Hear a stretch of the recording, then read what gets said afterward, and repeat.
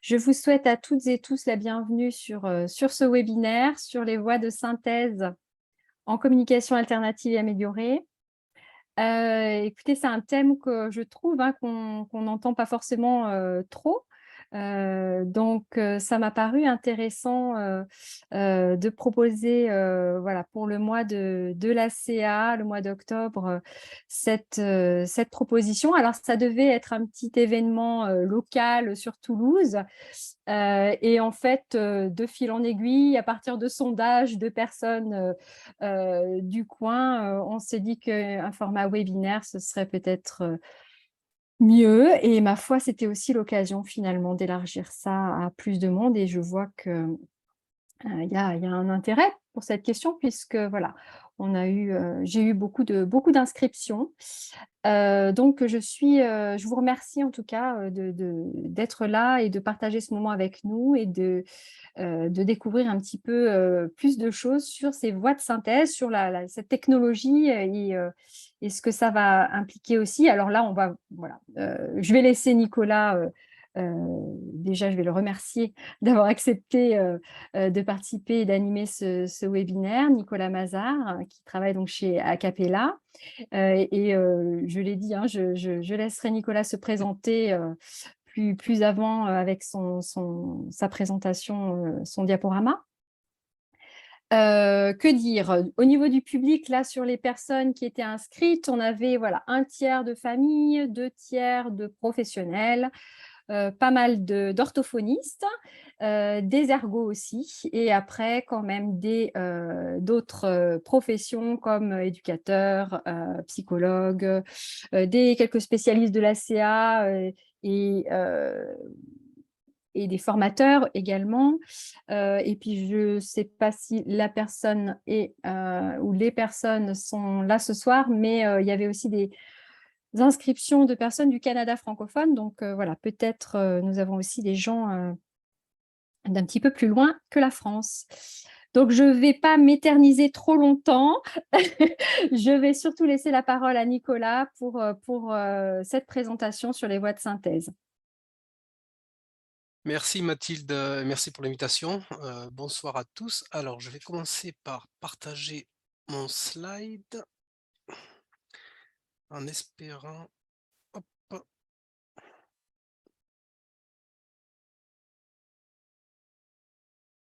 euh, euh, on va refaire différemment, sinon je n'aurai pas le son.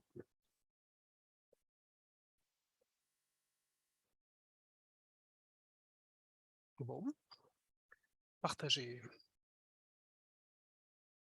Voilà.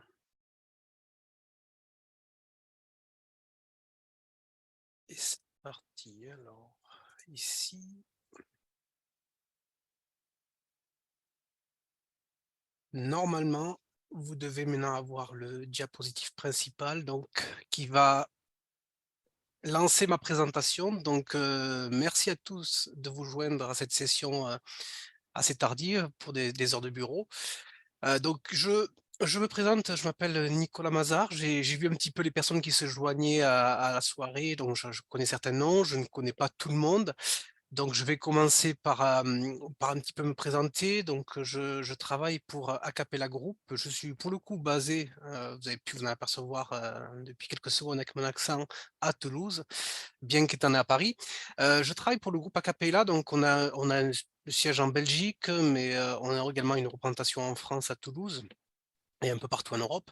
Je travaille pour le groupe depuis 14 ans maintenant et je suis spécialisé beaucoup sur le développement commercial, mais également sur le développement de produits. En fait, je collecte un petit peu toutes les remontées, les besoins du terrain, ou tout au moins je suis à l'écoute du marché et on essaie de le retranscrire en développement de voix, de nouvelles voix demandées, de nouvelles langues, mais également de nouveaux produits, ce que je présenterai dans un de mes slides.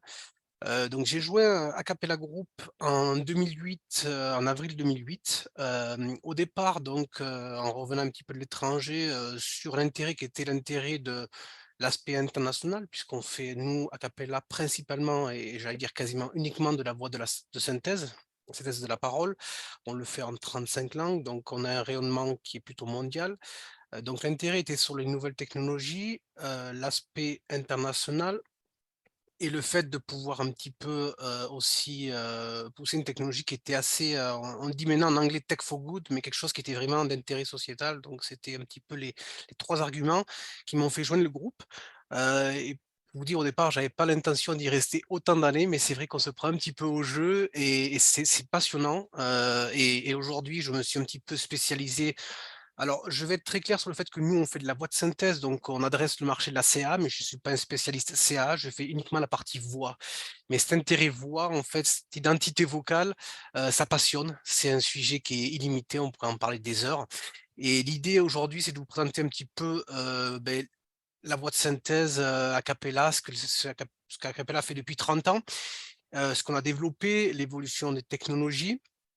Et un petit peu, jusqu'à, ce sur quoi on va pouvoir proposer en 2023 des nouvelles versions de voix de synthèse, mais aussi des nouveaux aspects d'un service qui est un petit peu devenu une référence, pour créer sa propre identité vocale, ce qu'on appelle le service My Own Voice. Donc c'est un petit peu les différents slides. Il y a environ 35-40 minutes de présentation. Alors je sais que c'est un petit peu une heure tardive, donc je vais le faire de façon assez ouverte, donc assez simple. Donc n'hésitez pas à m'interrompre par chat ou, s'il y a des choses qui sont pas très compréhensibles ou si vous avez des questions, mais j'ai aussi un slide à la fin qui est réservé, donc on a 10-15 minutes je crois de questions-réponses. Donc le but ce sera d'avoir un petit peu plus une interaction avec vous. C'est ça.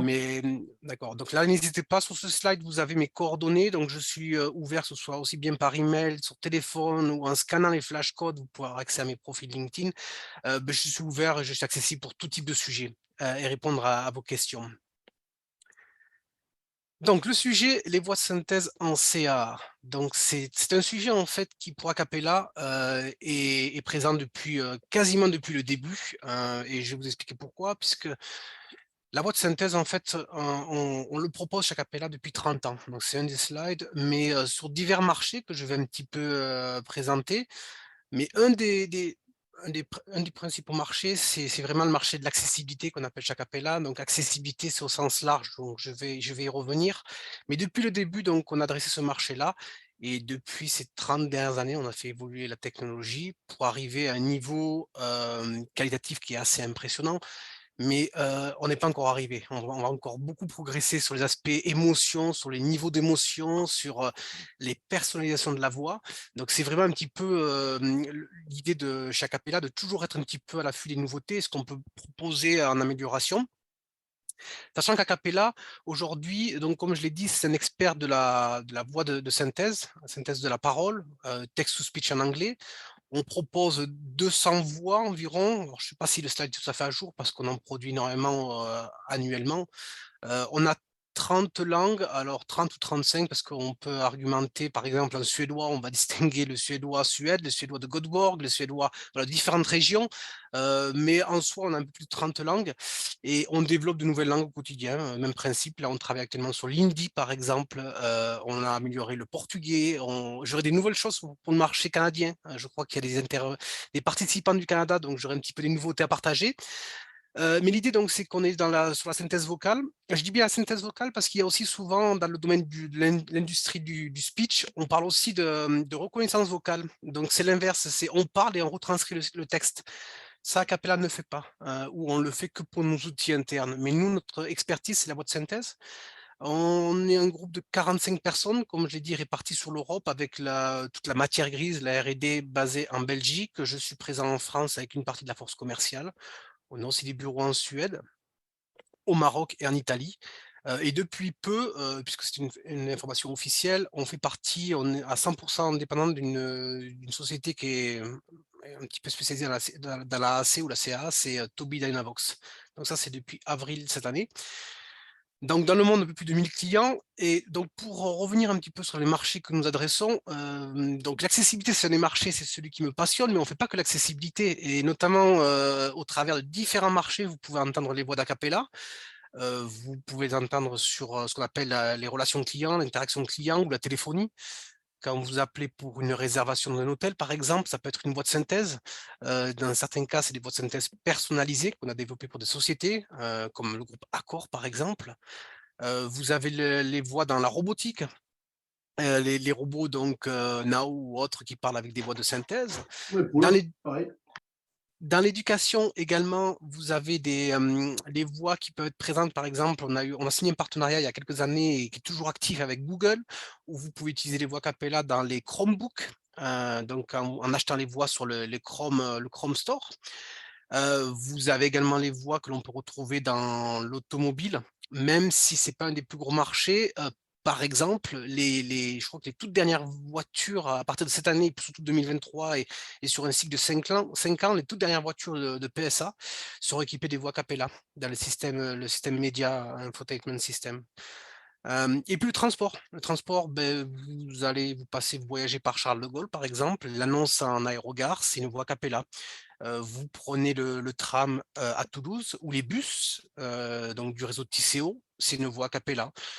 Tout ça aussi pour des problèmes d'accessibilité, mais nous on distingue ça comme un marché, bien spécifique puisque c'est des projets quand même qui sont sur 12-24 mois, qui nécessitent beaucoup d'équipements de stations. Par exemple, on vient d'achever un projet en Pologne avec le groupe PKP, l'équivalent SNCF, où on a développé 3 voies sur mesure pour eux et puis on a équipé un petit peu toutes leurs stations au travers de la Pologne.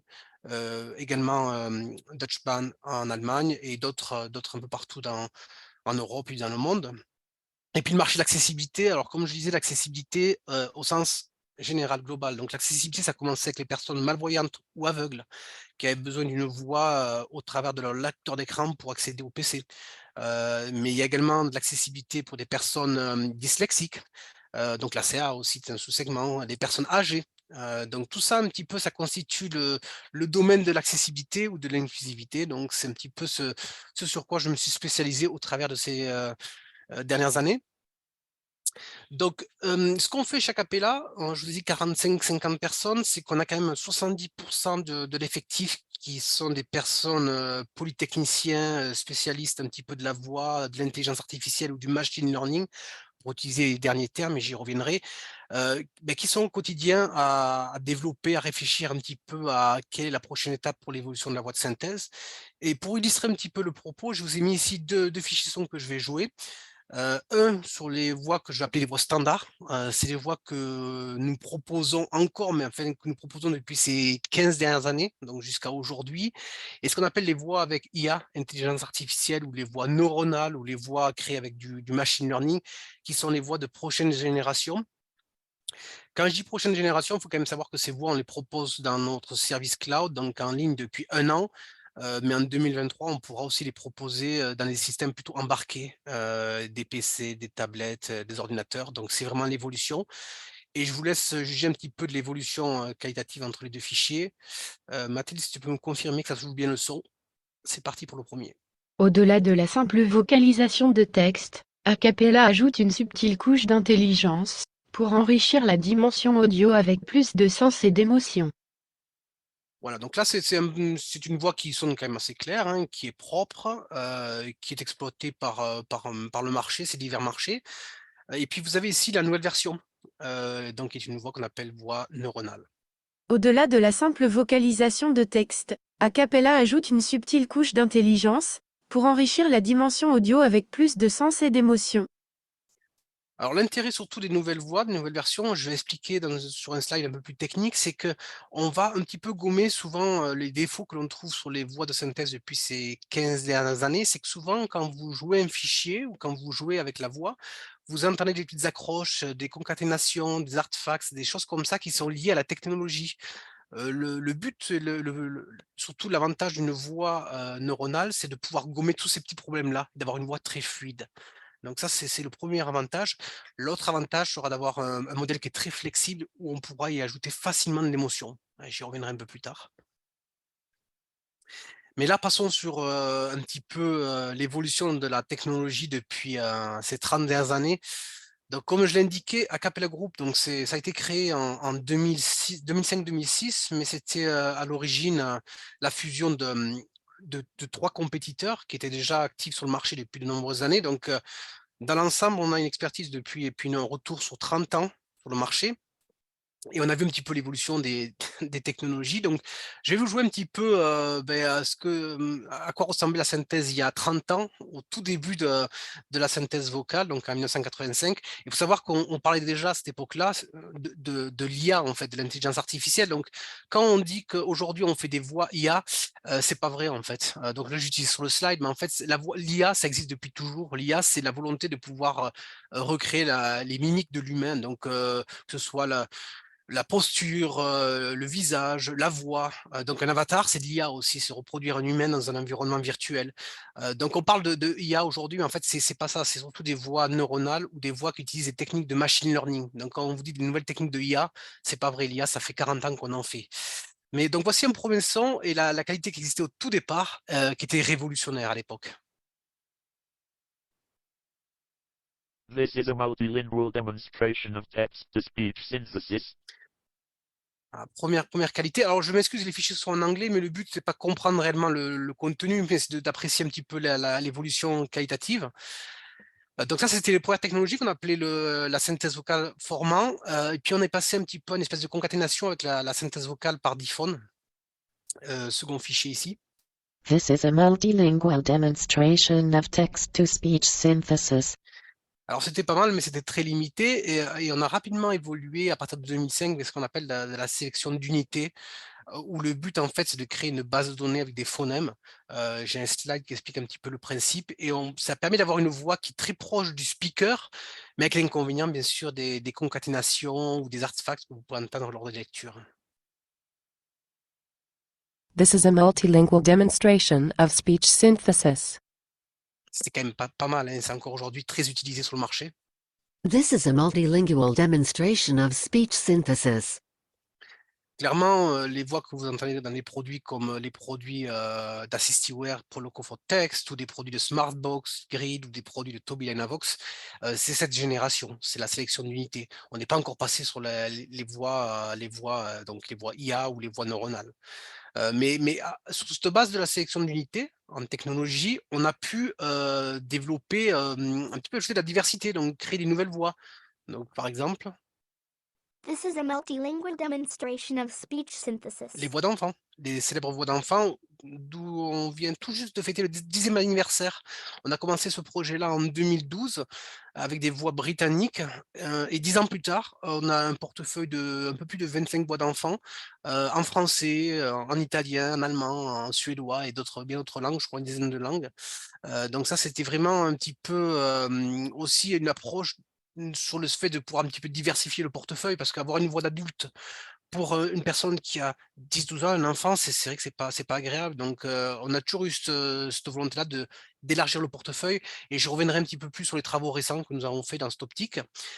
Mais voilà un petit peu ce qu'on propose aujourd'hui. This is a multilingual demonstration of speech synthesis. Et ce fichier-là, que vous entendez, c'est un fichier qui est généré à partir du service Mount Voice, donc qui est le service de banque vocale, donc qui permet à un patient, à un utilisateur de créer sa propre voix de synthèse, avec une première version du service qui était la version 1 du service. Donc j'aurai un slide qui reviendra aussi sur ce service-là, qui est un petit peu le service tendance aujourd'hui pour personnaliser sa voix sur des outils de communication.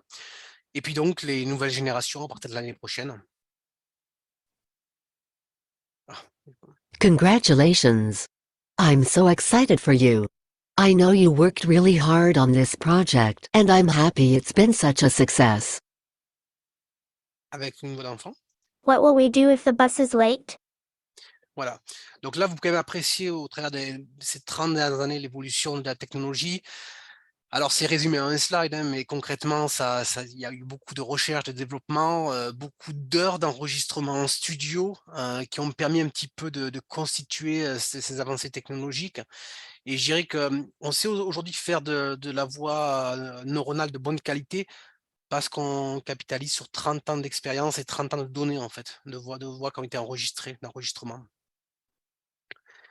Donc, pour résumer sur un slide, en fait, si on peut prendre un petit peu un point de rupture d'évolution technologique, on le prend sur l'année 2022 ou 2023, c'est que sur ces 15 dernières années, on a toujours utilisé une technologie qu'on appelait la sélection d'unités. Et aujourd'hui, on va utiliser une technologie qui est plutôt basée sur les réseaux de neurones. ou ce qu'on appelle le machine learning en fait. Donc l'idée c'est de faire apprendre à une machine comment on reproduit un conduit, vocal humain et comment on peut produire un son. Donc là, on va être sur le slide le plus technique de la présentation, mais l'idée, c'est un petit peu de faire un comparatif sur ce qu'est la sélection d'unités, donc ce que vous entendez encore aujourd'hui, et ce qu'est le réseau de neurones. La sélection d'unités, en fait, le principe, quand on crée une voix de synthèse, c'est d'aller en studio d'enregistrement avec un speaker professionnel et d'enregistrer. Alors, Acapella fait environ 1-2 semaines d'enregistrement en studio, mais le but, c'est d'enregistrer un maximum de phrases pour avoir la plus large couverture phonétique possible. Et bien sûr, plus vous avez de phonèmes enregistrés, donc plus de phrases enregistrées dans une base, plus la restitution va être propre. Mais ça a ses limites puisque enregistrer en studio, bien sûr, vous avez le coût du speaker, vous avez le coût du studio, vous avez le coût, donc plus vous restez de temps en studio, ben, plus tous ces coûts-là augmentent.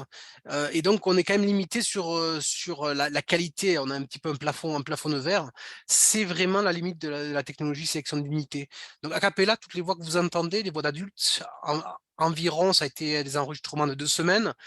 Faut savoir que les voix d'enfants, c'est moins pour des raisons vraiment évidentes. C'est que en fonction des pays, il y a des contraintes de travail avec les enfants. Vous ne pouvez pas enregistrer, vous ne pouvez pas leur demander d'enregistrer le même volume en fait que pour les adultes. Donc on est sur des bases réduites, mais ça impose un problème, c'est qu'on ne peut pas restituer tout et n'importe quoi. Vous aurez souvent voilà, ces petites accroches, ces problèmes de concaténation. Et ça vient du fait que vous n'avez pas une couverture phonétique assez large. Alors, à un certain moment, il y a encore 5-6 ans de ça, voire un peu plus, les GAFAM, donc certains Google, Microsoft, prenaient pari, eux, d'enregistrer en studio pendant 6 semaines, donc des bases surdimensionnées. Ils avaient potentiellement la capacité de le faire, surtout financière. Et ils sortaient une voix qui était très propre, mais là, voilà, le process était très long. Sachant qu'une fois que vous avez enregistré tout ce volume, vous devez le traiter, vous devez le retranscrire, vous avez de l'engineering derrière, donc créer une voix de synthèse. À partir du moment où vous rentrez en studio jusqu'à proposer la voix sur le marché, c'est 3 mois environ. Créer une voix de synthèse aujourd'hui en sélection d'unité, c'est 50 000 €, voire 90 000 € en fonction de la qualité si on veut enregistrer un peu plus de volume. Donc ça, c'était l'ancienne génération. On le fait encore aujourd'hui sur certaines voix, mais demain, ce qu'on va faire, donc demain c'est 2023, et puis ça a déjà commencé, c'est utiliser plutôt une technique de réseau de neurones. Donc le réseau de neurones, en fait, le but, c'est le principe, c'est de faire comprendre à la machine ce qu'on veut, en fait. Donc comment ça marche? Alors, je vais sortir de la présentation parce que normalement, j'ai un lien dynamique ici. Je vous conseille un petit peu de de vous écarter les speakers ou de votre casque parce que ça peut faire un peu un bruit surprenant au départ. Mais je vais basculer sur une page internet qui reproduit un petit peu le principe du réseau de neurones.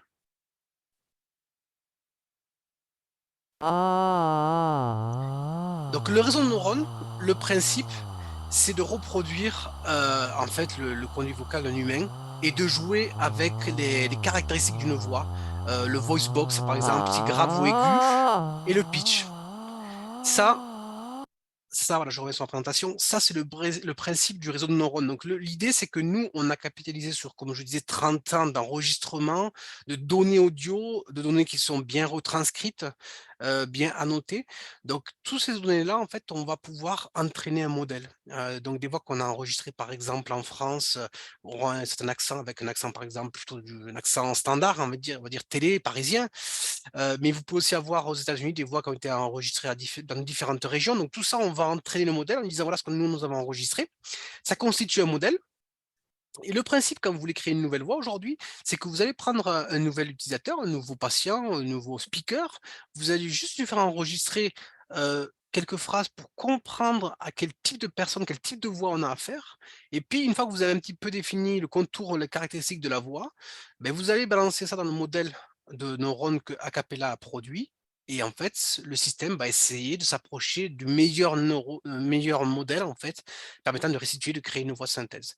Ça, c'est le principe du réseau de neurones et c'est ce qui permet, en fait, de créer maintenant plus facilement, alors je dis pas forcément moins cher parce qu'il peut y avoir des fois des subtilités, mais qui permet de créer facilement une voix de synthèse et d'avoir une grande, palette de variétés, en fait, et de proposer plus facilement de la personnalisation de voix. On reviendra au Salesman on Voice. Voilà, j'arrête pour la partie technique. Donc l'évolution chez Acapella, logique avec ce nouveau modèle, c'est que, comme je vous disais, on a aujourd'hui plusieurs voix qu'on appelle soit des voix standards, soit des voix premium. Donc nous, on définit voix premium, c'est plus un concept marketing, c'est des voix qui sont spécialisées pour un marché. Par exemple, dans la CA, ça va être les voix d'enfants. Dans le transport, ça va être des voix transport qui sont dédiées à des annonceurs ou autres. Donc, on a un portefeuille, là, je prends un exemple avec plus de 100 voix et plus de 30 voix personnalisées.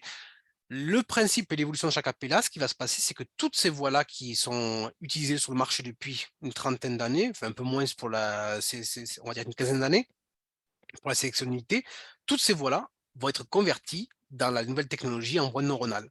Donc, elles vont bénéficier du gain, du gap qualitatif. On aura toujours les mêmes voix, mais à une meilleure qualité, une meilleure signature. Et l'intérêt va être sur certaines voix comme les voix d'enfants. Vous vous rappelez, je vous ai dit elles avaient un enregistrement qui était assez limité en studio, mais le principe, c'est de pouvoir un petit peu développer des voix de meilleure qualité. Voilà, donc ça, c'est vraiment le bénéfice de la technologie machine learning pour les voies neuronales. Donc, c'est ce qu'on va faire chaque APLA et c'est un petit peu l'évolution logique, en fait, de pouvoir utiliser les dernières tendances machines, les dernières tendances de la technologie. Donc, juste pour rappel, a cappella, la diversité, bon, ça passe déjà au travers du nombre de langues que nous offrons chaque APLA. Donc, vous voyez ici, vous avez un petit peu une représentation assez simpliste de 30 langues que nous adressons.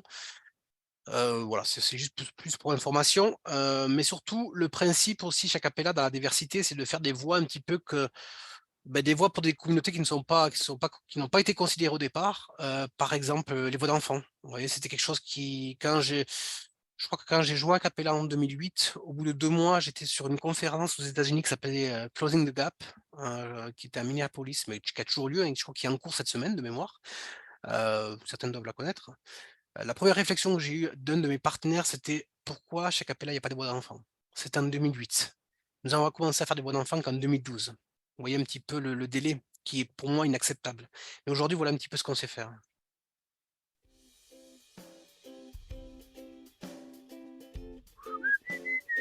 Salut! Hello! Hi. Hola! Hello! Hello. Wunderbar. Hallo! Heiße! Hello. Have a nice day. Hasta pronto. For the past 10 years, Acapella's voices are changing the daily life of many young users around the world. A world premiere in 2012 that transformed the lives of children who cannot speak and those around them. 9 languages and 25 voices are already available. And the family keeps growing. Stay tuned, new voices are coming, soon.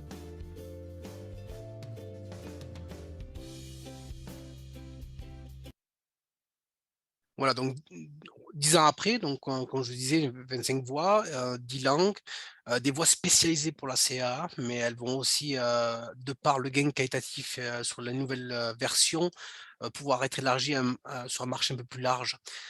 Donc là, comme l'indique la vidéo ou le mentionne la vidéo, on est sur un portefeuille qui est quand même restreint par rapport au portefeuille des voix adultes, mais on continue à développer. Donc là, pour information, il y aura des nouvelles voix, par exemple en allemand. Et puis on va aussi faire quelque chose qui me tient aussi à cœur parce que j'ai eu beaucoup de demandes sur le marché canadien, c'est des voix bilingues, français-canadien et anglais-canadien, par exemple. Mais j'espère aussi au travers de la nouvelle rupture technologique qu'on pourra faire plus facilement des voix d'enfants et peut-être élargir le portefeuille, même en France, hein, avoir d'autres voix que Valentin et Élise. Là, c'est un aspect de la diversité au niveau du portefeuille de voix de synthèse a cappella. Mais vous avez également ce projet-là qui me tient à cœur, puisque c'était un projet qui faisait suite un petit peu à une tragédie aux États-Unis. Hello, my name is Darius. I am happy to join Tamira in the Acapella's African American English Voices. Hi, and welcome on board, partner. I'm really looking forward to vocalizing content with you by my side. Let's start talking. Voilà, donc là, c'est les premières voix afro-américaines. On a fait une famille complète, donc Darius, la voix masculine, Tamira, la voix féminine, Malik et Tiana, les voix d'enfants. Donc, première voix afro-américaine. Donc, je disais, ça suit un petit peu et c'est un projet qui était vraiment incroyable puisque je pense que vous avez tous entendu parler de ce qui s'est passé aux États-Unis en 2018, de mémoire, ou 2017 peut-être, avec l'histoire de Floyd Landis. Donc, ce qui s'est passé, c'est qu'un de nos partenaires aux États-Unis qui s'appelle Prenke Saltillo, PRC, vous connaissez peut-être leurs produits, les Accent Product Line. PRC, Prenke Saltillo, donc le directeur m'a contacté en disant, je pense qu'à notre niveau, à notre échelle, sur notre marché, nous pouvons faire quelque chose en créant des voix un petit peu dédiées à cette communauté qui aujourd'hui ne bénéficie d'aucune voix afro-américaine. Et donc on a réussi à mettre autour de la table, des sociétés qui sont au quotidien des compétiteurs, avec les sociétés donc Prank-Romic, Assistiveware, Tobii Navox et donc Acapela qui fournissait les voix de synthèse pour ces clients-là. Nous avons créé ensemble les premières voix afro-américaines et nous venons tous de finir le projet en juin avec les voix d'enfants. Donc ça, c'est un exemple concret de diversité, mais c'est pas assez en fait. Il y a beaucoup de voix qu'on devrait faire comme ça, de nouvelles voix, plus de diversité. C'est vraiment là-dessus que j'espère capitaliser avec la nouvelle technologie. Un autre exemple, le dernier, j'ai pas une vidéo, mais c'est juste une annonce, une press release que vous pouvez voir sur le site Acapela-Group. Donc n'hésitez pas à aller sur la page et visiter un petit peu toutes les nouveautés, les news. C'est la voix de Philippa, qui est la voix pour BVG à Berlin, les transports berlinois, qui est une voix que je vais qualifier d'unique, une forte personnalité, mais je vous laisse un petit peu découvrir l'histoire en lisant cette press release. Donc voilà encore un aspect de la diversité qu'on essaie de proposer chez Acapela.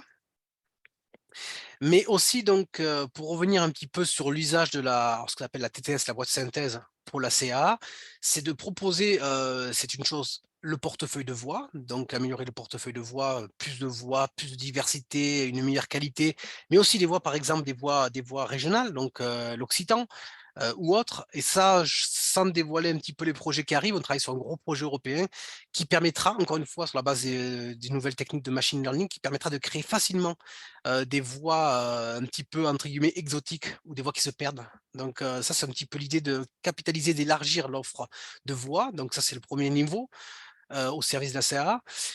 Mais aussi les fonctionnalités. Vous voyez, il y a des fois, il y a certains clients, j'ai mis cet exemple concret ici de ce qu'on appelle l'audio boost, parce que certains clients ne connaissaient pas cette fonctionnalité-là, de pouvoir un petit peu, souvent je fais des conférences aux États-Unis, donc vous avez un petit peu tous ces adopteurs de technologie CAA, ils utilisent des voix de synthèse, mais souvent ils me font le commentaire, mais on n'entend pas bien parce que c'est bruyant, etc.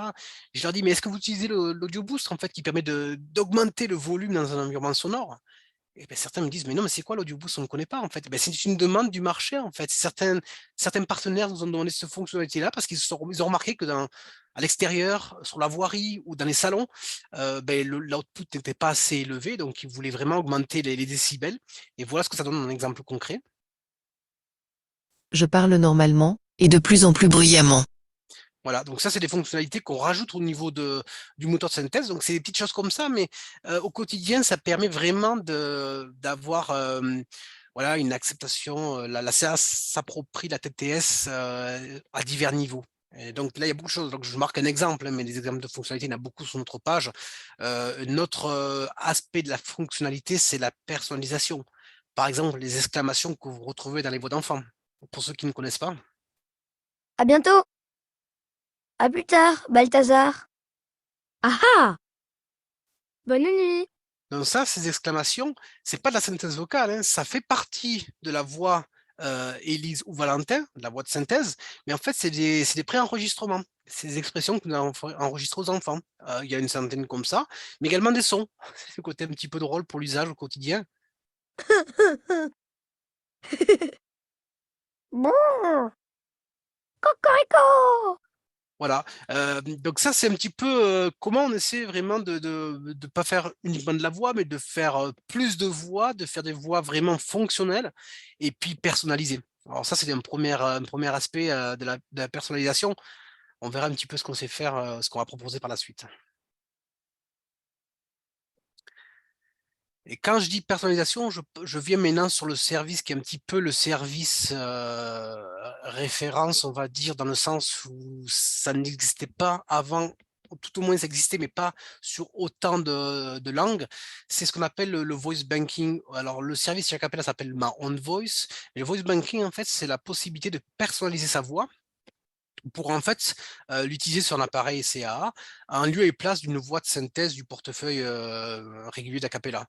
En fait, ce projet est né en 2015 de deux utilisateurs qui venaient d'être tout juste diagnostiqués de SLA, un à Chicago, donc Josh, et un en Hollande, à Amsterdam, je crois Amsterdam et Rotterdam, Garm.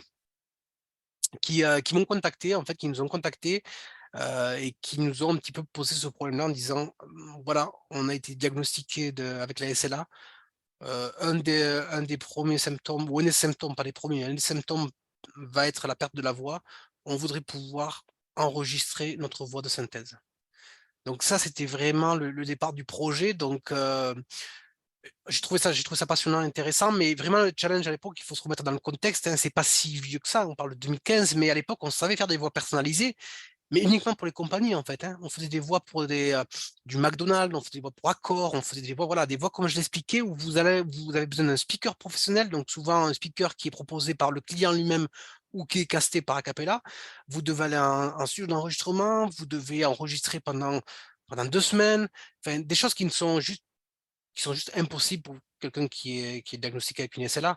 Donc c'est comme ça qu'on a un petit peu abordé le service. Et donc l'idée, c'était de reprendre tout à zéro, de proposer quelque chose qui allait résoudre une équation il faut que ce soit simple d'usage, pas trop d'efforts pour la création de la voix, et puis bonne qualité et surtout abordable pour le patient. Donc c'est de là qu'est venu la conception du service My Own Voice. Donc le principe, c'est de permettre à n'importe qui de créer sa propre voix de synthèse. Comment ça se passe? Vous restez chez vous, vous utilisez un ordinateur, desktop ou laptop, portable pardon, et puis vous allez enregistrer avec, un micro casque, comme j'ai actuellement. Vous allez enregistrer les phrases qui sont proposées par Acapella. 50 phrases, donc aujourd'hui, c'est la version actuelle, la version 3. 50 phrases, ça prend 10, maximum 20 minutes, ça c'est le minimum. Et puis le lendemain, vous avez bon, le lendemain sous 1 ou 2 jours, vous avez, votre voix de synthèse personnalisée qui est créée. C'est le service My Own Voice. Ce principe-là de s'enregistrer, pour avoir accès au service, d'enregistrer sa voix, les 50 phrases et d'écouter le résultat, ça c'est gratuit. On veut permettre à n'importe qui de pouvoir tester sa voix et de l'écouter. Après derrière, quand vous voulez l'utiliser au quotidien, l'utiliser dans des produits. Alors, vous avez sur le site My Own Voice tous les partenaires, mais vous pouvez utiliser les produits dans des solutions iOS comme la solution Assistiveware pour le confort texte, mais également dans la solution de Predictable, de Therapy Box.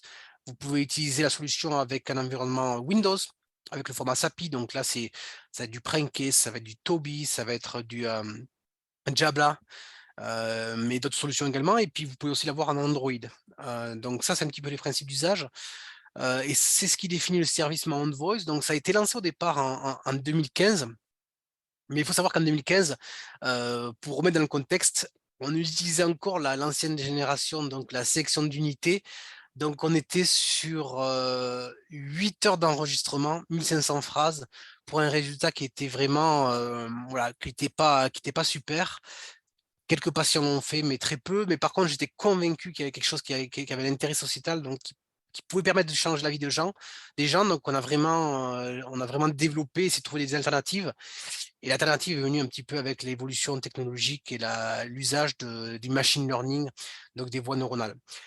Ici, vous avez un exemple d'une voix qui a été créée pour Esteban Bullrich, qui est en fait, pour ceux qui ne le connaissent pas, qui était un sénateur en Argentine, donc qui a été diagnostiqué c'est tout récent, en avril 2021, avec la SLA, qui était concrètement qui était en liste pour être le prochain président de l'Argentine. Donc il nous a contactés.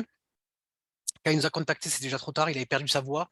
Mais comme c'était quelqu'un qui est célèbre, on a pu réutiliser des enregistrements passifs du passé et on a pu faire une voix synthèse. Et, là, vous avez une démonstration d'un texte qui est lu avec sa voix de synthèse.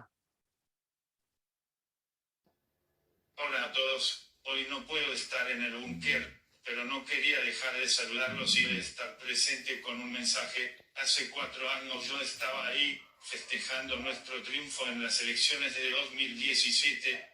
2 años después, los que festejaban eran otros y creo que parte de eso se debió a la euforia que nos generó nuestra victoria. Creo que nos nubló, nos ensebreció, nos entregó a la soberbia. Espero que la distancia, como suele hacer, me permita ver con claridad. Por eso el tono de este mensaje. Todo triunfo se festeja y hoy estamos consolidando una elección muy buena para nuestro espacio. Pero creo sinceramente que no hay lugar para la euforia.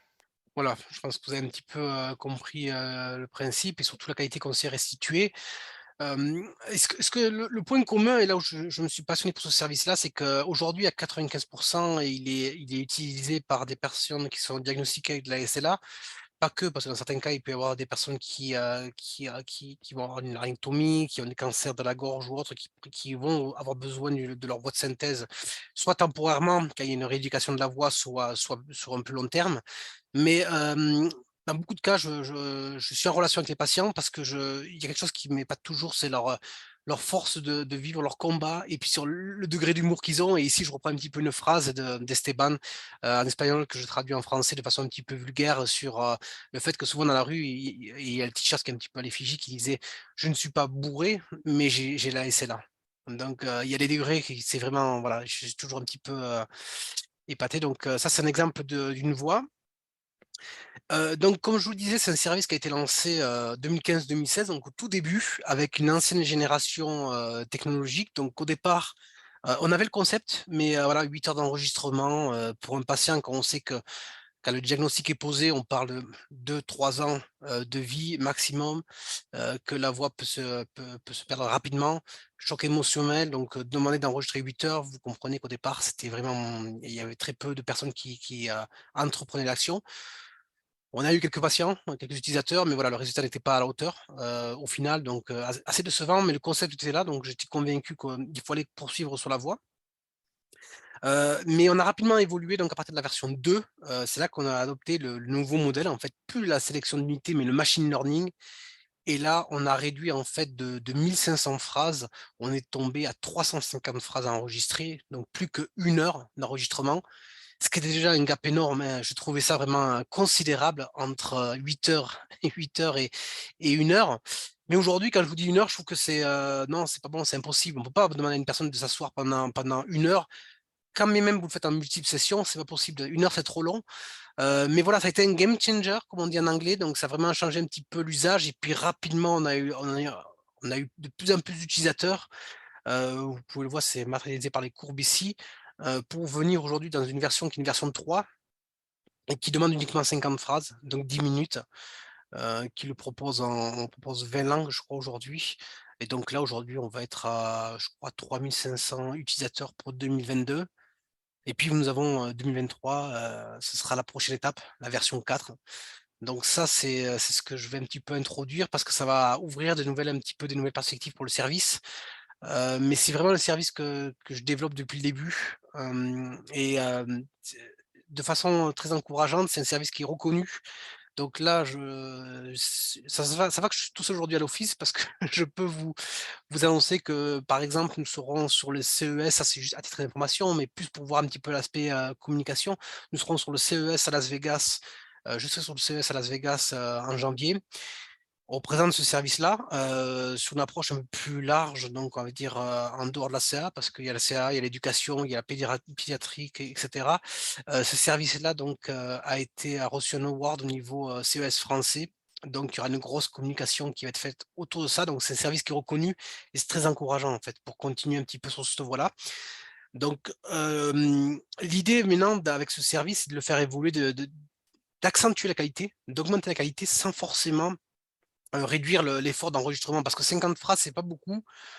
Je ne suis pas convaincu qu'on va arriver à moins que ça, peut-être, mais en tout cas, c'est pas le but aujourd'hui, mais le but, c'est d'améliorer la qualité et surtout, dans des cas où vous avez une sévère, dysarthrie, comme par exemple ici, donc sur l'exemple d'un patient américain.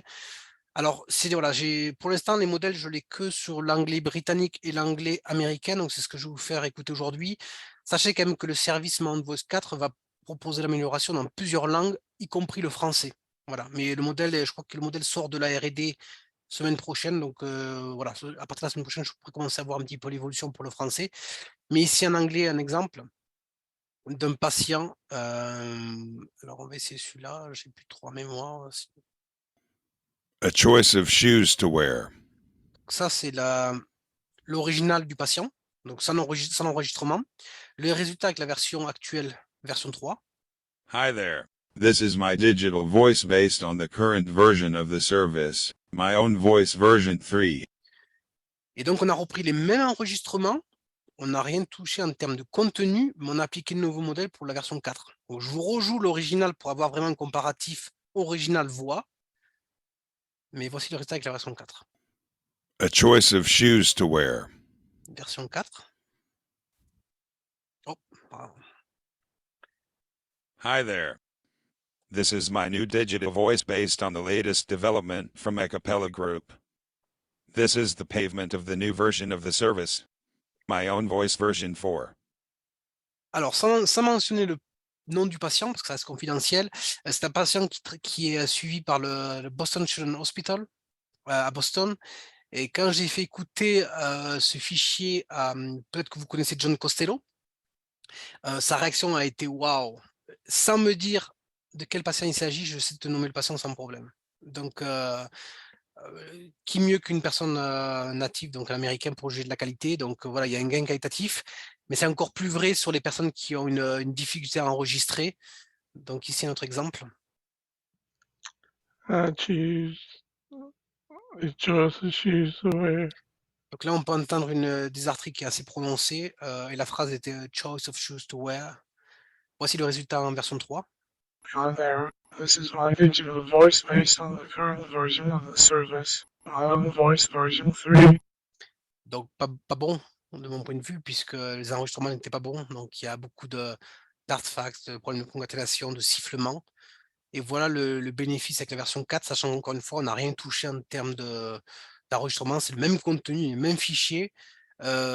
Concentrez-vous sur la qualité, pas sur la vitesse de locution, parce que ça, c'est encore un point qu'on va améliorer. Mais voici, encore une fois, l'original et puis la version 4. Hi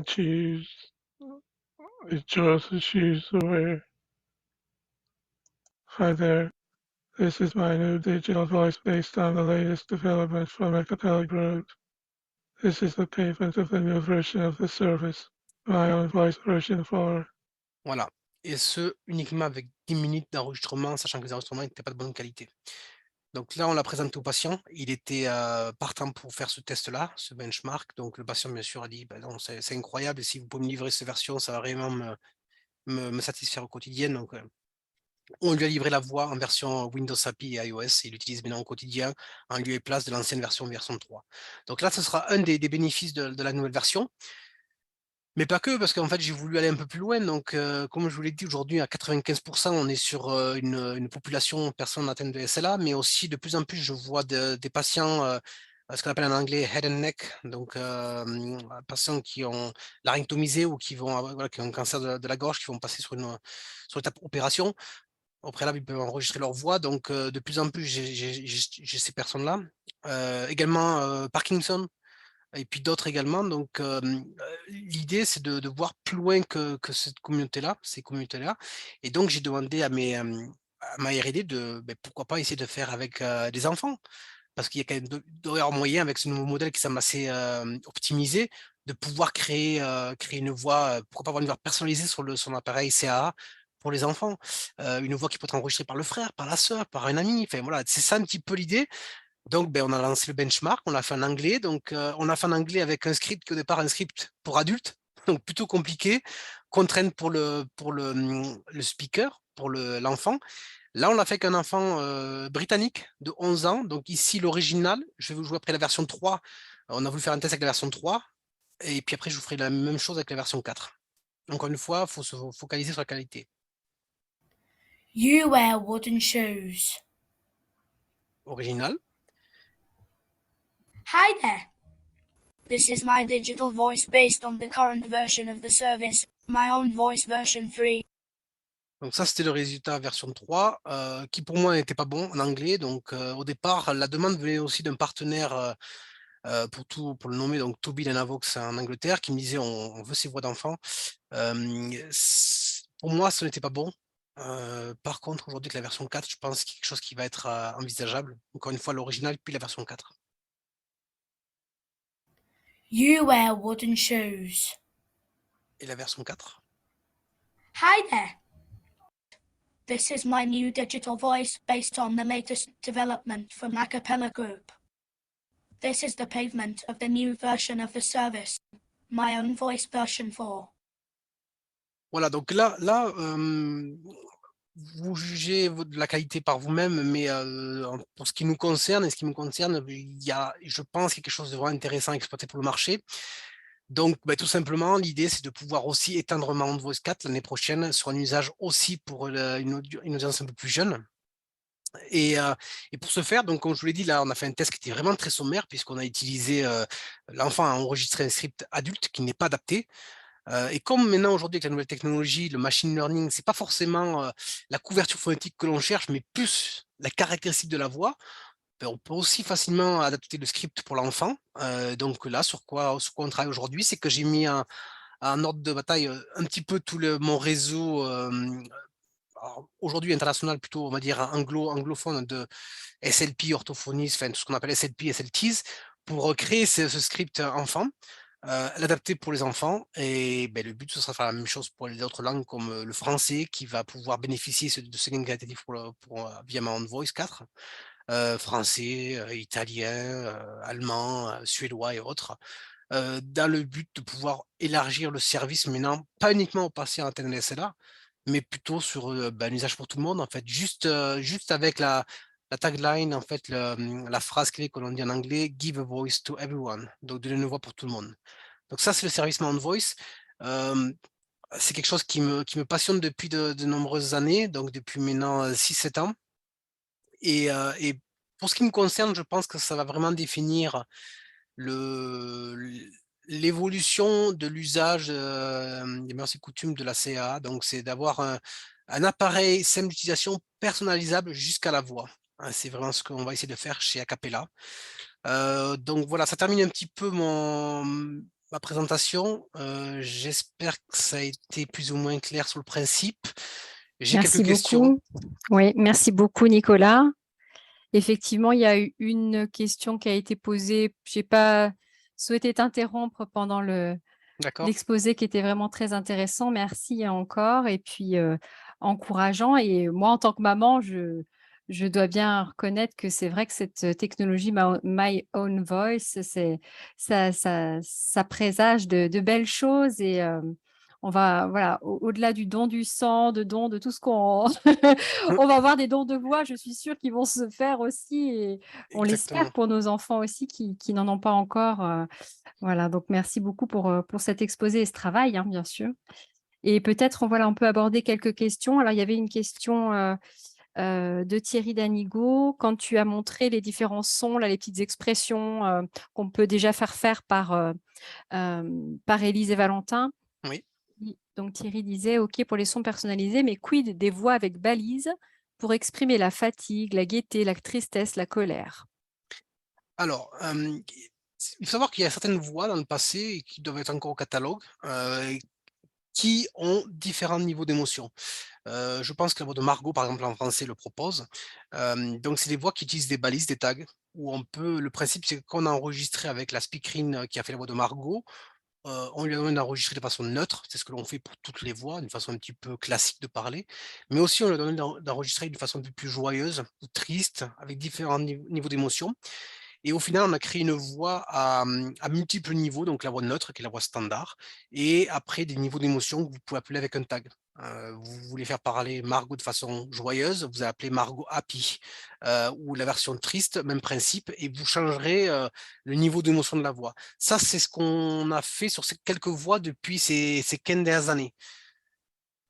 Avec des avantages et des inconvénients, mais je vais un petit peu me prononcer sur le fait que ça répond pas réellement ou pas au maximum sur les besoins des utilisateurs, puisque déjà il faut jouer sur les tags, c'est pas naturel, c'est pas toutes les voix, c'est assez limité. Et en l'occurrence, les voix d'enfants, par exemple, il n'y a pas cette fonctionnalité-là. Les voix d'enfants, vous avez la voix, vous avez ce qu'on appelle les expressions, les expressions ou les sons, mais ça s'arrête là.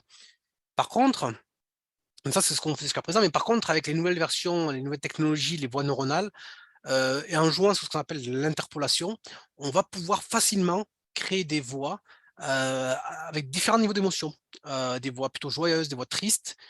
Pour tout vous dire, certains compétiteurs le font déjà en ligne ou essaient de le faire. D'ailleurs, c'est plutôt des gros, c'est plutôt des Microsoft ou autres.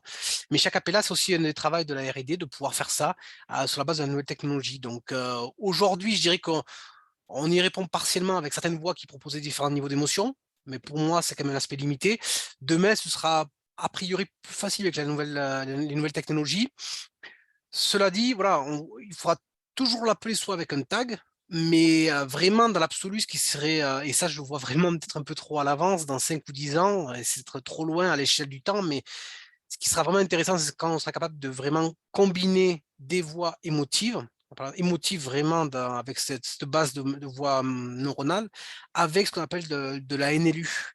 Ce qu'on appelle en anglais la NLU, c'est Natural Language Understanding. Donc c'est une fonction ou c'est un moteur qui va permettre de comprendre le texte qui est passé et sur quel niveau d'émotion il doit être joué. Et quand on pourra combiner les deux, là vraiment on aura encore une avancée. Donc je vois un petit peu loin, désolé, mais voilà, ça donne un petit peu les possibilités, ce qu'on faisait dans le passé, ce qu'on va faire prochainement avec les nouvelles générations. Merci. Il y a une autre... Ah oui, il y a quelqu'un qui demande, ça veut dire quoi concrètement faire un tag? Faire un tag, par exemple, donc on est un peu sur le niveau technique, on est ça dans le niveau, mais le principe du tag, en fait, c'est que dans votre texte, quand vous tapez un texte pour jouer là, avec la voix, vous allez lui dire bonjour, comment ça va pour une interrogation. Il va vous jouer bonjour, comment ça va. Si vous voulez dire bonjour, comment ça va de façon joyeuse, surtout dans la partie comment ça va, ce qui va se passer, c'est que vous allez écrire bonjour, virgule, et vous allez mettre un tag. Un tag, ça va être un anti-slash, et puis on va appeler quelque chose qui s'appelle par exemple Margot Happy, qui est la nomination pour la facette joyeuse de la voix. On met ce tag-là dans le texte, et puis on continue comment ça va. Et quand la voix va reproduire, va parler, elle va dire bonjour de façon naturelle, neutre, et comment ça va switcher en fait avec ce tag, ça va basculer vers l'aspect émotion, la façon joyeuse de dire cette partie-là. Bon, c'est ça un tag, c'est une balise qu'on intègre dans le texte et qui en fait agit sur le moteur de synthèse. Donc un tag, ça peut être aussi bien un tag pour mettre de l'émotion, mais ça peut être aussi un tag pour mettre une pause. Ça, vous ne le voyez pas forcément sur le niveau application CA, mais quand vous utilisez l'application, des fois, il y a des pauses qui sont intégrées pour confort d'usage, où vous pouvez activer des pauses. En fait, concrètement, ce qui se passe derrière, c'est que c'est un tag qui est envoyé au moteur d'Acapella, à la voix, un tag qui indique, pareil, c'est un backslash PAU pour pause, égal, et puis en termes de millisecondes, ça rajoute une pause en millisecondes. Voilà, ça, c'est le principe des tags. Merci. Alors, il y avait, avant la session d'aujourd'hui, il y avait eu la possibilité de poser quelques questions. Donc, il y avait 3 questions que j'avais transmises à Nicolas en amont. Il y en aura encore une dans le, dans le chat aussi après, mais peut-être que je vous laisse, Nicolas, répondre rapidement aux questions. Alors, la première question, c'est concernait le ralentissement, la pause de la parole lors d'une récitation, de messages longs, lors d'une conférence. Quelle astuce, à part PAU pause égale 100, donc là justement c'est l'usage d'un tag pause, mais il manque l'anti-slash pour avoir la bonne syntaxe, et cela peut être mis sous forme d'un bouton pour que l'utilisateur lui-même puisse gérer ses fonctions. Alors en fait, la vitesse de locution, les pauses de la parole ou le texte restitué, il y a 2 façons de le faire. Une façon, on va dire, plutôt naturelle, en fait, qui correspond à la façon de parler ou d'écrire un texte. Quand vous mettez des virgules, quand vous mettez des points, ça cadence un petit peu la vitesse de restitution. Ça, c'est très important. Certains ne le font pas, parce que voilà, c'est une confort d'usage, il y a du temps pour le faire, etc. Mais ça, déjà, c'est purement du traitement informatique, la voix de synthèse. Donc, si vous ne mettez pas des bonnes virgules au bon endroit et autres, le moteur, il s'essouffle, ou on perd un petit peu, on n'a pas des pauses. Donc, ça, c'est déjà un premier aspect. L'autre aspect, c'est d'utiliser les tags. Les tags, en fait, on peut le mettre sous forme de bouton, mais ça, en fait, c'est vraiment au niveau applicatif, c'est l'application qui va gérer ça. Donc, je dirais que c'est Acapella donne les outils pour le faire, mais c'est au partenaire de le faire. Un partenaire comme par exemple Assistiveware avec Prolo Comfort Text ou Toby ou autre, c'est eux qui vont gérer ça. Donc, quand vous avez ce genre de demande, c'est possible, mais c'est vraiment c'est au niveau applicatif qu'il faut faire la demande. Nous, on sait le faire au niveau du moteur, mais c'est vraiment l'application qui pilote tout ça. Et l'application fera appel à des tags ou autres subtilités pour pouvoir intégrer des pauses ou un peu plus cadencer la vitesse. Donc ça, c'était la première question. Je vais continuer avec la seconde question. Donc c'est une question un petit peu moins technique, mais une question de recherche. Comment choisir la voix de synthèse? Est-ce qu'il existe, il existe peu de voix d'enfant, et je me demande si l'utilisation d'une voix plus proche de celle de l'enfant l'aiderait à s'identifier à celle-ci et apporter plus d'intérêt à son utilisation. La réponse est oui, effectivement, et c'est sur quoi on a atteint un petit peu la limite de la technologie sélection d'unité. C'est qu'on a pu faire des voix d'enfants, mais on peut pas en faire aussi facilement et rapidement qu'on le souhaiterait, et donc le but, c'est que justement, au travers de solutions comme Ma Own Voice, c'est que demain, on puisse créer des voix en fait personnalisées facilement, et qu'on puisse dire à quelqu'un, ben, il y a des voix qui existent, ces voix cappella qui sont de bonne facture, mais si ça vous convient pas, parce que c'est pas votre identité, j'en reviens un petit peu le cas de la voix afro-américaine, ici, c'est voix d'enfant qu'on a fait pour eux, ben, vous pouvez créer une voix sur mesure avec Ma Own Voice, et ce sera rapide, ce sera des voix qui seront de bonne qualité. Alors attention, ce sera quand même pas une voix qui sera de si bonne facture qu'une voix standard a cappella, mais c'est pas le même process, on est d'accord, mais on est quand même sur des voix qui ont, je pense, un degré de qualité qui est acceptable. Ben voilà, le service par voix va répondre à ça. Donc je pense que oui, c'est important d'avoir une voix qui, enfin, du moins l'utilisateur, l'enfant ou autre, s'approprie la voix. C'est la personnalité, en fait, hein, c'est l'identité vocale. Donc c'est très important. Tout comme mon accent toulousain, ou voilà, c'est quelque chose qu'il ne faut pas négliger. Et le but de ma own voice, c'est de répondre à cette problématique-là, et de façon exponentielle, volumétrique, pour tout le monde.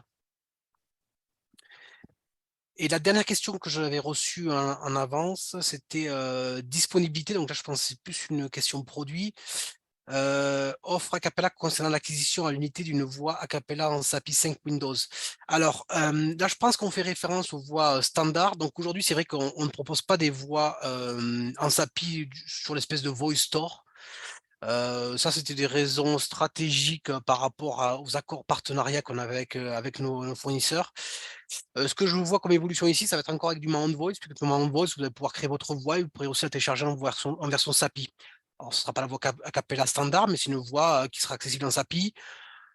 On s'est posé la question, on se la pose encore un petit peu de façon pas régulière, mais en temps et autre, en fonction des évolutions, de proposer les voix cappella en version SAPI, mais le problème, c'est que l'effort pour mettre à disposition une espèce de store de voix où on pourrait acheter sa voix en version SAPI, l'effort que ça nécessite, le prix auquel ce serait vendu, parce qu'aujourd'hui, en fait, Windows fait, par exemple, Microsoft font leur voix gratuite dans les systèmes, fait que, comme toute entité commerciale, on se pose la question, est-ce qu'il y a un intérêt aussi commercial pour Capella?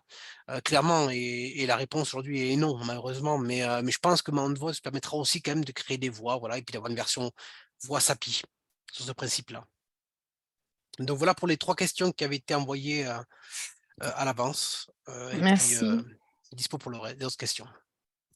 Alors, il y avait, je remonte un petit peu, Noémie qui nous disait: «Je rencontre depuis peu des difficultés, un enfant de 4 ans avec qui on démarrait des snaps et la voix d'Élise, mais les 2 nouvelles éducatrices sont malentendantes, appareillées. L'une d'elles ne détecte pas certains messages. Y a-t-il des voix pensées pour être mieux perçues par les personnes malentendantes?» Alors aujourd'hui, elles ont pas forcément été développées, on n'a pas pris ce point en considération, mais c'est quelque chose qu'on pourrait faire effectivement. Mais aujourd'hui, ça n'a pas été envisagé au départ. C'est comme je l'indiquais, alors bien quand même on parle de voix d'enfant ici, souvent quand même les voix, il y a aussi une perspective, on parle de voix, le sujet aujourd'hui c'est la voix pour la CAA, mais comme je disais sur le tout premier slide, les voix cappella sont aussi utilisées sur plusieurs marchés, donc des fois malheureusement il y a un arbitrage qui est un peu plus global qu'uniquement CAA. Et du coup, j'espère que l'évolution d'Acapella dans l'environnement Tobii Dynavox fait que maintenant, on a une prérogative qui est vraiment axée sur l'accessibilité, axée sur la CAA, et qu'on prendra en considération un peu plus ce genre de sujet. Mais voilà, aujourd'hui, ça n'a pas été le cas jusqu'à présent. Est-ce que vous prévoyez dans un futur très proche de créer une voix de fillette plutôt aiguë et douce? De Nadège. On peut le prévoir, encore une fois, ce sera peut-être du Ma Own Voice, mais voilà, là, je vais dire oui, on va le prévoir, mais ce que je vais interpréter comme une voix aiguë va peut-être pas être assez aigu pour vous, parce que c'est toujours subjectif, en fait, l'interprétation d'une voix. Donc, Ma Own Voice va répondre à ça. C'est de créer un maximum de voix et puis de faire la voix qui vous convient, en fait, hein, ou pour En tout cas, ce sera l'utilisateur. le plus rapide, non? Le plus rapide forcément, puisque je rappelle, donc enregistrer, et ça sera pareil pour les enfants, hein, enregistrer, on parle de 10 minutes, un peu plus si on veut rentrer dans l'état du service, mais 10-20 minutes, et puis la voix est créée le lendemain, quasi lendemain, donc c'est très rapide, tandis que créer une voix catalogue a cappella, je rappelle, et surtout qu'on fait des enfants, donc il y a beaucoup de contraintes. Il faut enregistrer bien sûr pendant les congés, il faut qu'ils aillent à l'école, il faut pas oublier ça. Donc il y a des contraintes calendrier, il y a des contraintes législatives, travail avec les enfants, droit du travail, il y a des contraintes après de coûts, enfin voilà, on rentre dans des process qui, dans certains cas, on est au plus court 3 mois pour créer une voix, au plus long 6 mois, avec tous les coûts qui sont associés. Donc je pense que l'avenir clairement ce sera My Own Voice. voilà. Et est-ce qu'on peut avoir une idée des tarifs? Alors My Voice au départ, alors là je suis encore je parle dans un contexte My Voice 3, hein, donc je remets dans le contexte My Voice 3, mais on a 2 modèles et surtout le modèle qu'on a introduit pour My Voice 3, c'est un modèle d'abonnement. Vous pouvez vous abonner à l'année pour utiliser votre voix et c'est 99 € par an. Vous pouvez aussi acheter votre voix. Donc acheter la voix, c'est 999 € et vous avez la voix dans tous les formats. Donc au départ, on avait ce modèle-là d'achat unique. On a introduit le principe d'abonnement à 99 € parce qu'on fait aussi, on offre la possibilité d'acheter la voix en ligne pour les utilisateurs, en se disant, ben voilà, il y a certains marchés qui ne sont pas financés ou 999 € ou 1000 € pour être arrondi, donc c'est un coût en plus de tout le matériel. Donc il faut trouver un moyen de leur octroyer la voix à moindre coût, donc c'était l'idée de 99 €. Mais de façon très surprenante, et j'arrive pas encore à expliquer, c'est qu'il y a plus d'achats de voix uniques, donc de voix à 999 € que de souscriptions à l'année. Pourquoi? Ça dépend peut-être de l'âge, non? Parce que moi, j'imaginerais bien qu'un enfant, on va peut-être pas acheter directement parce qu'il est susceptible d'évoluer dans sa voix aussi et je ne sais pas. Alors voilà, ça c'est un très bon sujet, Mathilde, je vais rebondir dans un instant sur l'évolution de la voix. Mais non, je ne sais pas l'expliquer parce que par exemple, aujourd'hui, voilà, 95% de l'usage, c'est des personnes qui sont atteintes de SLA, donc elles peuvent se dire, moi, ma voix, je vais en avoir besoin pendant 2-3 ans, peut-être, moins, peut-être plus, mais ça, voilà, c'est pas tout le monde, Stephen Hawking ou alors Steve Glinson de la Tim Glinson Foundation, qui a été diagnostiqué il y a 10 ans. Mais donc j'aurais tendance à penser que c'est plus sur une approche annuelle, mais non, ils achètent des voix parce que peut-être qu'ils se disent, ben voilà, ce sera aussi une voix pour la famille plus tard. C'est une voix héritage. C'est un patrimoine. Voilà, c'est un patrimoine. Peut-être que je vais être un petit peu l'avocat du diable, j'ai pas confiance à Acapella, donc je sais pas si demain Acapella peut disparaître. Donc si j'achète la voix, je l'aurai au moins, ça c'est une chose voilà avérée. Ou peut-être que tout simplement ça les réconforte. Je ne sais pas l'expliquer. Ça j'ai aucune, je sais pas l'expliquer. Mais en tout cas c'est ça. Mais donc le modèle aussi c'est d'avoir cette approche un petit peu abonnement. Et puis on verra comment ça évolue. Mais pour revenir sur le sujet qui est la nôtre que tu viens de commenter, Mathilde, enfin que vous venez de commenter, c'est super intéressant. C'est qu'une voix pour un enfant peut évoluer. Ça, c'est un autre sujet, ça. Les nouvelles technologies, comme la voix neuronale, permettront de ce qu'on appelle en anglais aging ou de-aging, de vieillir ou de rajeunir une voix via le principe d'interpolation. Donc, c'est qu'on prend la voix d'origine, la voix d'enfant, on va l'interpoler avec une voix adulte et on va la faire un petit peu vieillir sur ce principe-là. Alors, c'est pas parfait parce que c'est pas forcément un vieillissement naturel, mais ça va faire un petit peu, ça va être un petit peu, je reprends l'équivalent d'un passeport de l'identité vocale. Une voix qu'on accepte au départ et qui va vous suivre sur les quotidiens et puis au fil des années. Donc ça, c'est aussi un sujet super intéressant. Et je pense qu'on va y arriver. Ouais. Ça répond à la question de Marilyn qui demandait, voilà, est-ce qu'on peut faire grandir la voix d'un ado? Donc on peut faire évoluer, on pourra. Oui, on pourra, et c'est un sujet qui est clairement sur la table. Il y a des travaux R&D, plus pour l'instant sur de l'interpolation de voix adultes, mais bien sûr, c'est un point qui a été remonté immédiatement. Mais pour les enfants, il faut faire ça également. Hein. Donc oui. Est-ce qu'il est prévu une voix antillaise dans le futur? Demande Sandrine. Alors, je vais m'en remettre à My Own Voice, et si on veut créer un petit peu l'accent. Par contre, voilà, les limites de My Own Voice, c'est que on se rappelle un petit peu ce que je viens d'expliquer, c'est que nous, on entraîne sur un modèle qui existe. Donc, en français, on va entraîner sur un modèle des voix. Donc, concrètement, toutes les voix françaises qu'on a développées, donc il y en a, je crois, 7 ou 8, voire un peu plus. Je parle de Manon, je parle de Claire, je parle de Élise, Valentin. On utilise cette matière-là pour en fait, à partir de l'identité du speaker qui va enregistrer, pour en fait reconstituer la voix. Donc malheureusement pour les Antilles, on n'a pas beaucoup de voix, même aucune. Donc le comportement qu'on va essayer d'entraîner sur ce modèle-là, ça va pas être optimal. On va récupérer quand même du timbre, de l'accent antillais, mais ce sera pas optimal. Mais ce sera la façon la plus facile et la plus rapide de créer une voix avec ce caractéristique. Et on a eu également ce problème qu'on a fait les voix afro-américaines parce que afro-américaines, qu'on a lancé le sujet, on a commencé à nous poser la question: «Mais afro-américaine, mais d'où aux États-Unis?» Parce que vous avez le Middle East, vous avez le West Coast, vous avez le South, il y a plein de choses. Et ça paraît être ça semble être juste des accents, mais c'est presque aussi, du vernacular, un dialecte en fait, qu'il faut redévelopper. Donc comme redévelopper une langue depuis le départ. Et juste pour vous donner un ordre d'idée, développer une langue depuis le départ, c'est pas 50 000 €, hein, c'est 150 000, 200 000 € pour Acapella. Donc Mmh. voilà un petit peu toutes les contraintes, mais je pense qu'aujourd'hui, pour répondre sur ce point-là, antillais, la meilleure pioche, ça va être ma own voice. Il faut essayer avec ma own voice. Mmh. Alors, le temps avance, hein, il est déjà 9h moins le quart, donc je veux pas qu'on, déborde trop, même si c'est passionnant. Enfin, clairement, moi, je trouve que c'est, voilà, des sujets qui nous amènent aussi à des réflexions, hein, sur l'accompagnement de nos outils. Il y avait 3 questions encore, je pense qu'on peut peut-être rapidement, cerner. Est-ce que la voix de synthèse, chez Acapella et celle que nous utilisons chez Audiciel ont les mêmes caractéristiques vocales ou elles sont différentes? Alors, je ne sais pas exactement moi quelles sont les voix chez Audiciel, mais est-ce que Je Nicolas? serais pas répondre, je ne sais Bon, pas. Je sais pas. Par contre, je peux si c'est suivi par un email, je peux regarder, mais je ne sais pas. voilà, Je peut-être même contacter Nicolas derrière. Voilà, même concrètement sur les partenaires que j'ai au quotidien, des fois je ne sais pas les voix, je mélange, voilà, donc Je ne connaissais pas Acapella, j'ai des enfants avec des tablettes de communication. Comment on ajoute la voix? C'est un logiciel ou une box externe? alors c'est une couche logicielle, qui peut s'ajouter de différentes façons, mais en général et pour, la plupart des cas, c'est le développeur de l'application, le développeur ou la compagnie qui développe l'application, qui va se mettre en relation avec Acapella et qui va Mmh. intégrer ce composant logiciel dans son application. Ça, c'est ce principe-là. Je dis en général parce que des fois, comme sur Android, par exemple, Android, vous pouvez acheter les voix Capella sur le Play Store. Le Play Store, c'est comme l'App Store, l'équivalent pour Android. Donc, vous pouvez acheter la voix et vous pouvez mettre la voix dans le système Android. Donc là, vous n'avez pas besoin d'avoir une interaction ou un développement d'un partenaire qui sera en relation à Capella. Vous pouvez vous-même directement acheter la voix dans l'application, dans le téléphone, Mmh. pour le téléphone. Et si l'application que vous utilisez est compatible avec la voix téléphone, ben, elle parlera avec la voix Capella. Mais sinon, en général, c'est le partenaire qui se met en relation avec Capella et qui nous dit, ben voilà, on a eu des demandes du marché pour intégrer vos voix, comment on fait? Et donc, c'est une couche logicielle qui vient s'intégrer. Merci. Dernière question, l'audio boost a été évoqué tout à l'heure pour les environnements bruyants. Où cela se trouve-t-il dans les outils CA?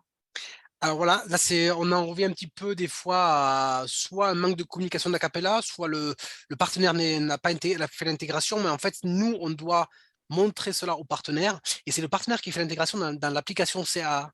Donc si ça y est pas, en fait, c'est pas vous qui allez pouvoir l'activer ou moi qui peux le faire à distance, c'est en fait le partenaire, le développeur de l'application CAA qui doit faire cette intégration-là. Donc souvent, concrètement, il y a des partenaires qui ne savent pas. Je prends pour compte, soit on a mal communiqué, soit ça n'a pas été, accentué, mais c'est à Capella de faire l'effort de le mentionner au partenaire et le partenaire de faire l'intégration. Bien sûr, si vous, de votre côté, vous contactez l'application, le fournisseur de l'application CA en disant: «J'ai entendu parler d'une fonctionnalité d'Audio Boost, est-ce que vous connaissez? Est-ce que vous pouvez vous renseigner auprès d'Acapella?» Ça aide aussi pour qu'il y ait un retour un peu plus rapide descendant. Merci beaucoup. Je crois qu'on a fait le tour de toutes les questions.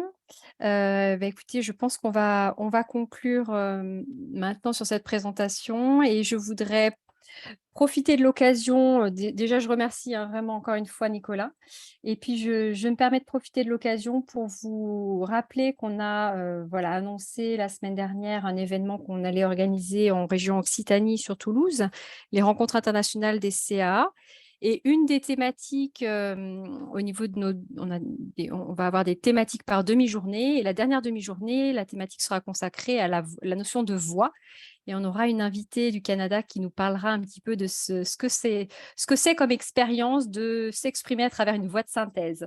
Donc, vraiment l'approche expérientielle. Donc, voilà, je vous invite bien sûr à nous rejoindre, à ces rencontres et j'espère que certains parmi vous pourront être là et Nicolas en particulier sûrement puisque c'est chez nous. Oui, au Toulouse, comme on Merci, dit. voilà. Merci bien. Merci à tout le monde et je vous souhaite une, agréable soirée. Merci pour votre participation. Merci, à bientôt. Au revoir. Au revoir.